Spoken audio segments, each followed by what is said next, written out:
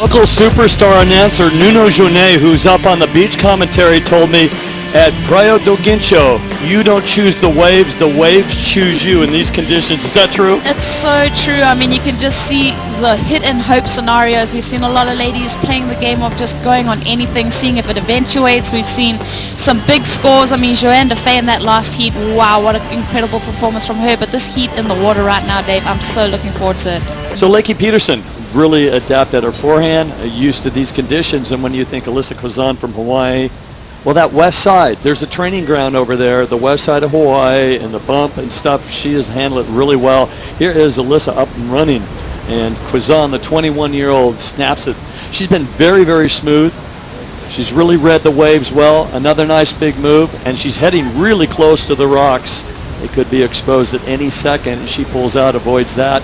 That middle section of rocks where it was totally exposed from the beach out to the rocks, and now they're just about submerged. Well, you need to have the strength right now and the endurance because we're running through another round of competition. They've got to be exhausted. Yeah, this is actually the third heat that Alyssa has surfed today. As you see her adopting that same strategy as Joanne Defay on this left-hander, sniffing these beautiful walls out, and you can see Alessa Quizon, her style just suits this wave so well. Well, when we talk about Alyssa Quizon, she was doing obviously the Hawaiian amateur events, and she won the Explorer Girls National Championship, a national amateur championship title, and she edged out, guess who? Lakey Peterson, Tatiana Weston Webb. That was 2009. Years later, now they're a match-up again. Here's Lakey Peterson, the 20-year-old out of Santa Barbara's got a beautiful wave to the inside, and she just fires out the back of that, sees the closeout. And it's not that bad to the inside. There is so much out the back, and once it breaks this reform, it's got some wall to work with. And they're enjoying their day here. And behind us is the Fort of Guincho. So much history here. We're along Highway N247 off the distance, Sintra. Just down the way, when you convert it to English, that's what it's called. Nikki Van Dyke was telling us there was a river that brought apples onto the beach, and people were going and picking apples off the sand, and that's how it got its name. We got a couple waves. And let's take a look at our surfer in blue. Opened up with a 2.0, Lakey Peterson getting things going, and with 20 minutes on the clock. Love the way she stands on the tail and snaps it. Late hit right there. Can she ride out of it? No. And you know, Mike Parsons is gritting his teeth right there. And when we see somebody not complete a move right there, we think maybe a half a point to a point might be lost. Yeah, the judges like to see you complete your last maneuver, especially because when it throws it at you so critically, that section comes towards you. As we have a look at the replay, I like the way the approach Lakey adopted on this wave, getting a quick turn in and really trying to cut back to get this bottom turn in. You see that swooping maneuver that she's just so technically sound on, and then up into that, throwing a board up into that white water. And unfortunately, you know, when that water's moving at you so fast, it's really hard to maintain and keep your rail above the water. And we do have up on the bluff here, where there's the Guincho Surf Shop, Restaurante Muchacho, Fortaleza do Guincho, which is a hotel and restaurant, Praia da Agua Dulce. A lot of activity up here, a big destination and a big stop for the tourists as we take a look at the backhand on a lot of whitewater from the previous wave. It's smooth, but it's kind of frothy here. Second wave for Alyssa Quizon. And just take a look at the backwash and the bump.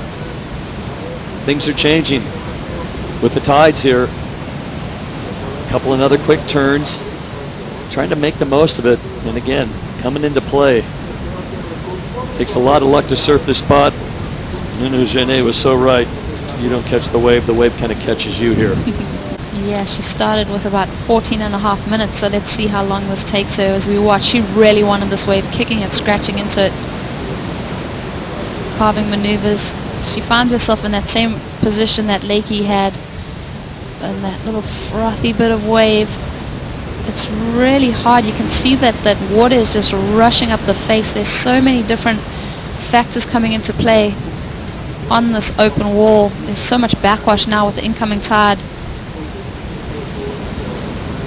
And it kind of gets a little green there to the inside and runs, and there she goes right onto the beach. And like you're not going in a rock. You're like in the middle, so it's okay. And yeah, I just wanted to try the right because I don't know, maybe the left gonna disappear if it's going to go more high or more low. I don't know. So just wanted to try a little bit the right. How do you prepare for the next heat, which is obviously extremely important for you? Yeah, I'm just gonna get changed and maybe drink and eat something and lay down a little bit and yeah, listen to music, breathe, and yeah, just put back a wetsuit again and let's go. So low-key and casual and just, yeah. And that's how I wish she was in Huntington Beach. Yeah, I guess I won. It's like, are you kidding me? Yeah, you won. You know, last year those two met and Tyler Wright took her down for a 5th place and making things happen. Here is what happened during that interview. Yeah, I like this from Lakey Peterson. You see her getting busy. She has that sense of urgency. She's eyeing off this section, throws that tail out. A great first maneuver there. Unfortunately, that's all that the wave had on offer, but really just getting going, you know, getting a bit of momentum in this heat, getting some scores, some numbers on the board. Just trying to kind of find her pace and her rhythm in this heat. Over 3.5 minutes of paddling, probably 3:40, and she's kind of snuck through. Yeah, she's still paddling, but a serious paddle after that wave. Alyssa Quizon a 3.67 and a 4.17. And Lakey's wave we just saw was a 4.30. So Lakey Peterson in the lead right now, and she is trying to replace that 4.30. Her second wave ridden at 5.5. Win through a lot more than the girls that are used to kind of perfect waves all the time.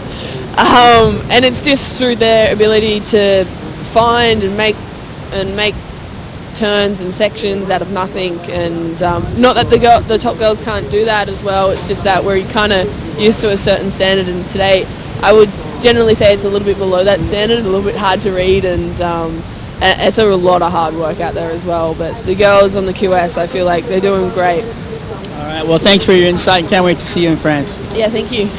Back to you guys. Thank you, Strider. Love how she just takes it in stride and, takes it in stride. Talking to Striders, she just does analyze it really easy. She's going to go home and watch it. Again, anybody can go home and watch Heats on Demand and take a look what happened during the day. And while that interview was going on, we saw Alyssa Quizon with some nice moves. Yeah, that's right. A 5.63 required from her, opting to use her forehand on this wave. There's a lot of negotiation going on here, where to place your turns on this wave from Alyssa, and just decides, opts out of that one.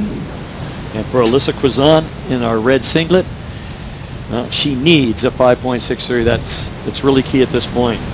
3:28 remaining, and it's all about paddling and getting out there as fast as you can. Let's see what Alyssa's going to get. She gets a 3.87. 3.87. And she is needing a 5.63.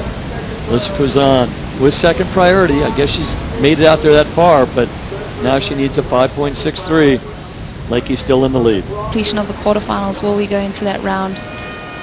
Well, there we go. We've ended that heat, and it looks like Lakey Peterson possibly has done it. Did not see a wave for Alyssa Quizon.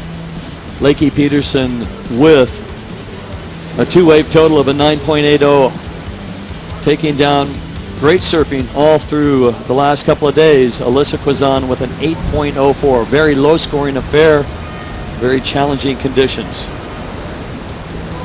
Yep, this is the third semi-final for Lakey Peterson this year, so really continuing her role. Well, moving on is again Lakey Peterson.